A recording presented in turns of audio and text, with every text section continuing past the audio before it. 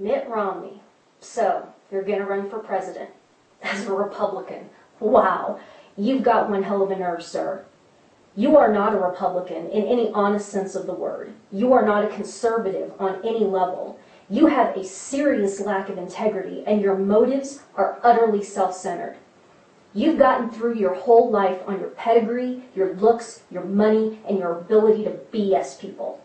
But you know what, Mitt? The times, they're a-changin'. You're lacking the one quality that we the people now non-negotiably insist upon.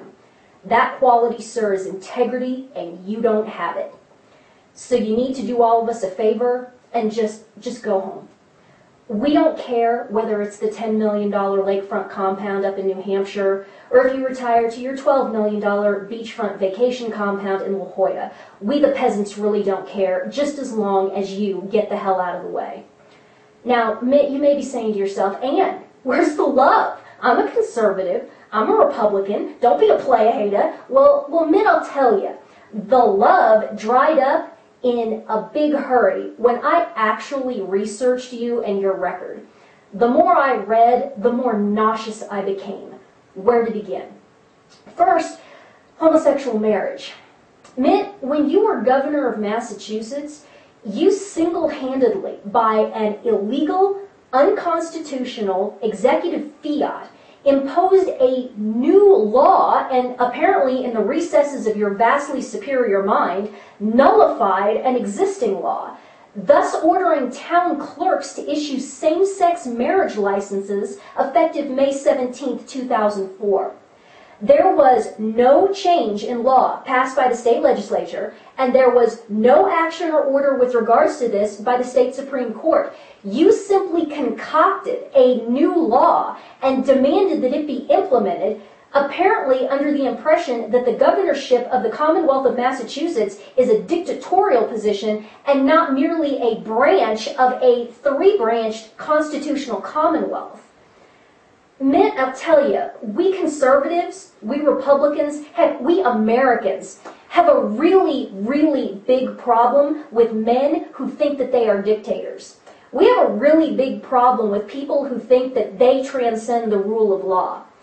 There are two possibilities here. Either you are stupid to the point that you do not understand rudimentary diaper school civics concepts, or you're a nefarious character who believes that your superior intellect and will is itself the rule of law.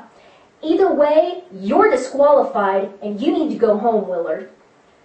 Next, let's turn to an incident in 2002 when you promised the Log Cabin Republicans in Massachusetts, which is a lobbying organization of homosexual Republicans, that in exchange for their vocal support and endorsement of you in your campaign for Massachusetts governor, that you would not oppose same-sex marriage.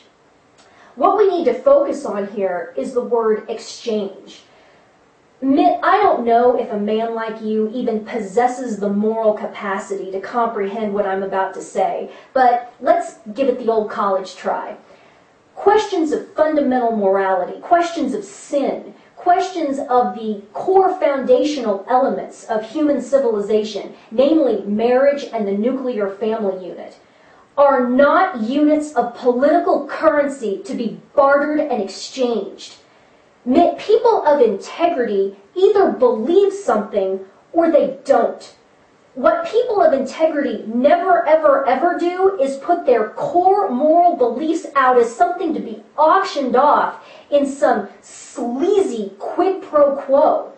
Tell me, Willard, what other beliefs or principles are you willing to whore out in exchange for political support? What price would you put on, oh, I don't know, the Fourth Amendment? Or for that matter, the First Amendment? What's your price? $100 million? Your presidential library? The point is, you have no personal integrity. Men like you make me sick. Go home, Willard.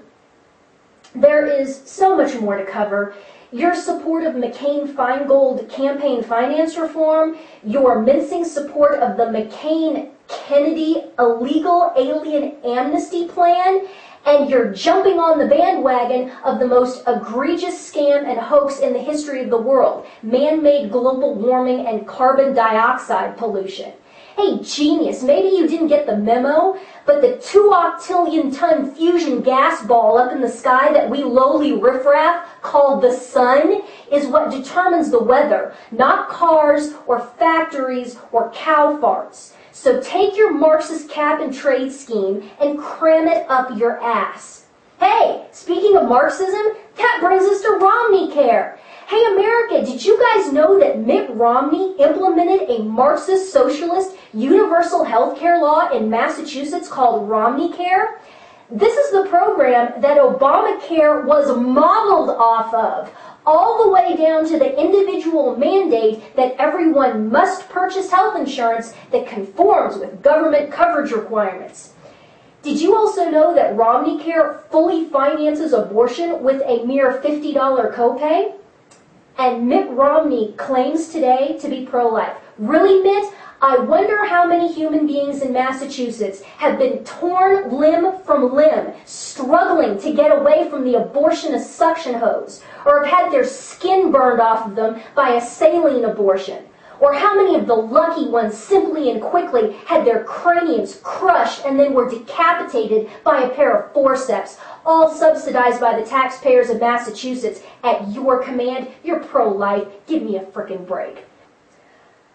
Romney Care was heartily endorsed by such Marxist scumbags as Hillary Clinton, Ted Shivas-on-the-Rocks Kennedy, and that stalwart supporter of human rights and child prostitution, Planned Parenthood.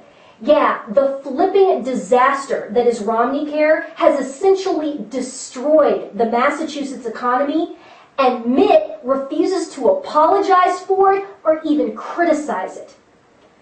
Let's look at some of the Marxist totalitarian concepts enshrined in Romney Care that Mitt Romney authored, supported, and continues to endorse and defend. First, the individual mandate.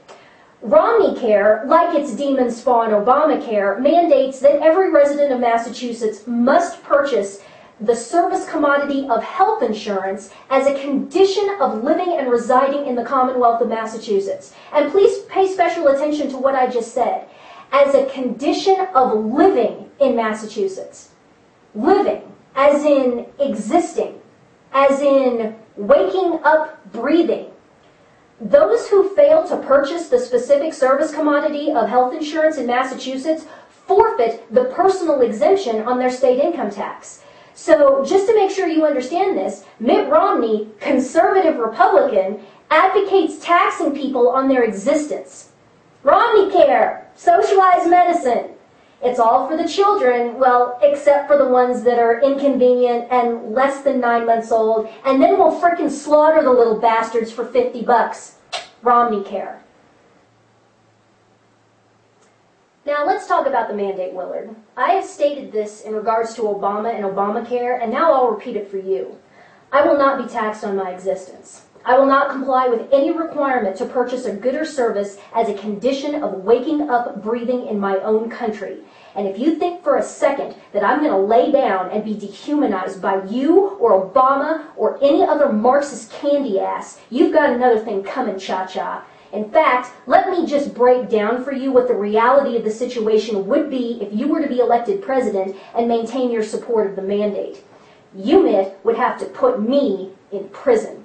Just the same way that Obama would have to put me in prison, because I will never, ever, ever pay a tax on my existence. Not a penny. I will never, ever surrender to Marxism. I will rot in a federal prison as a sovereign human being before I live one day on my knees under the jackboot of a Marxist state. You need to understand that if you're going to be the president and you're going to perpetuate this socialized healthcare crap with its attendant mandate, you are going to have me and millions of productive, law-abiding Americans thrown in prison because we aren't playing. You know what this is called, Mitt? It's called integrity. It's called being willing to sacrifice everything for one's principles and for the truth. Now, since you have no integrity and are willing to whore out your principles to the highest bidder, you probably won't understand what you're seeing right now. This is why you need to go home, Willard. You need to go home and spend the rest of your life striving to acquire a shred of integrity. Finally, the issue of integrity and motives. Mitt Romney wants to be the President of the United States because Mitt Romney wants to be the President of the United States. Mitt Romney thinks that he is somehow entitled to the presidency and that it is now his turn. Mitt Romney thinks that because the Republican National Committee promised him the 2012 nomination in exchange for Romney stepping aside in 2008 and handing the nomination to John McCain, that all of this is just a mere formality. Look, Mitt, we don't give a crap about what sleazy backroom deal you may have made with the RNC. The office of the presidency is not a trophy to be handed around amongst a cadre of corrupt, elitist pricks like you. It's the office of a servant. The presidency is a sacrifice, not an entitlement, and certainly not a ticket to 9-figure increases in your personal net worth. And we all know that's what you're chasing. So get the sugar plum visions of the Mitt Romney Presidential Library in La Jolla out of your mind, because it ain't going to happen, Willard. People, if you let the RNC and the media railroad you into Romney as the Republican nominee, we're going to be dead in the water. The entire electoral issue of Obamacare is going to be completely eliminated and taken off the table because Romney did exactly the same thing in Massachusetts and refuses to this day to criticize it or apologize for it. Romney is Obamacare's grandfather. How are we going to run against and criticize the disaster that is Obamacare, much less repeal it, if your elitist, corrupt insider nominee executed the template for Obamacare and financially destroyed his own state in the process? Don't you see? Obama wants to run against Romney because then he won't have to defend Obamacare. The entire issue will just go away. The RNC is completely corrupt, and so that is exactly who they are going to hand over. All they want is to keep their palms greased and to keep their seats at the table of power. Finally, I can tell you what the Romney campaign strategy against Obama will be right now. As soon as you get Romney on a stage in a debate with Obama, Romney will do nothing but kiss Obama's ass. Why? Because Romney thinks that if he does this, that Obama won't call him a racist. Newsflash, y'all, Obama is going to call anyone who runs against him a racist.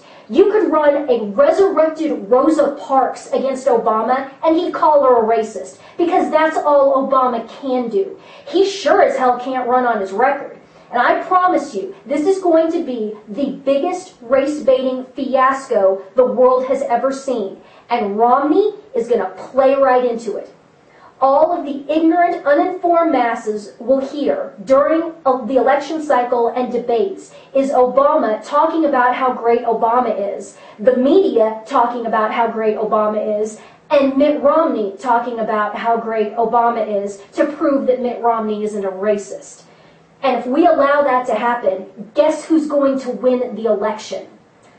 Mitt, go home. Conservative America, wake up. Don't be played by the elitist, corrupt political establishment. Choose your own candidate, a candidate who is actually conservative, pro-life, and not a stinking Marxist. I'm Ann Barnhardt, and in 2012, I'm thinking the sunrise might just be in the West.